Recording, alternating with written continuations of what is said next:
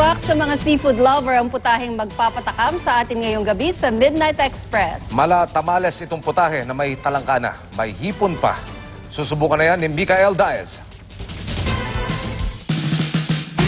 Higit sa 7,000 islands ang mahanap natin sa Pilipinas at bawat isa doon malamang may lokal na pagkain. Ngayong gabi, susubukan natin ang isang putahe na mula sa Sorsogon. Tara! Ito ang kinagang, isang putahe mula sa Sorsogon. Kung titingnan, para itong tamales pero imbis na galapong ang gamit, lukadon o yung niyog na malapit ng mahinog ang inihahalo rito. Lumang putahe na raw ito sa Bicol Region. Hitik sa bunga ang coconut trees ng probinsya, kaya naman halos lahat ng kanilang pagkain ay hinahaluan ng niyog o kaya ay gata nito. At dahil mayaman rin ang rehiyon sa yamang dagat tulad ng talangka, naisipan nila itong ipaghalo at ibalot sa dahon ng saging saka in-steam. At para mas maging masarap, nilalagyan nila ito ng hipon as topping. Guys, andito tayo ngayon sa Purple Yam Malate at sinasabi ko yung lugar dahil yung isa pang branch nila ay Purple Yam New York. Okay? So kasama ko ngayon si Tita, and tonight yung dish natin sa harap ay ang kinagang.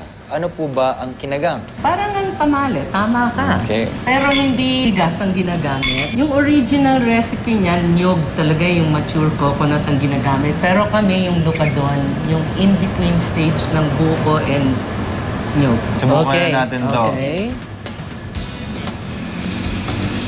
Masarap siya. Parang half coconut, half crab yung nalalasahan ko, no? Ito, Tita, this is why I like it. Hindi ako mahilig sa seafood only because hindi ako magaling manghimay. The reason why I like this is because nahimay na yung crab meat. Natanggal na, hinalo na dito. All I have to do, pick up my fork, subo. This is something a lot of people can enjoy. Halos 2 taon ako nag-Midnight Express at ngayong gabi masasabi ko na nahanap ko ang pinaka-favorite kong crab dish. Kung hindi nyo pa nasusubukan, you have to try kinagang. Ako po si Mikael Daez. This is Midnight Express. Good night!